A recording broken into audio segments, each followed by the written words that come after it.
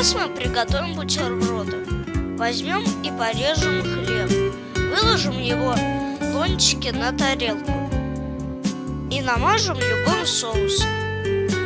Добавим листья салата или капусты и кусочки помидора. Кладем сыр, ветчину, бекон или что у вас есть. Накрываем сверху наши бутерброды еще одним ломтиком хлеба. У нас получились вкусные бутерброды с беконом, сыром и ветчиной. Как видите, все просто и быстро.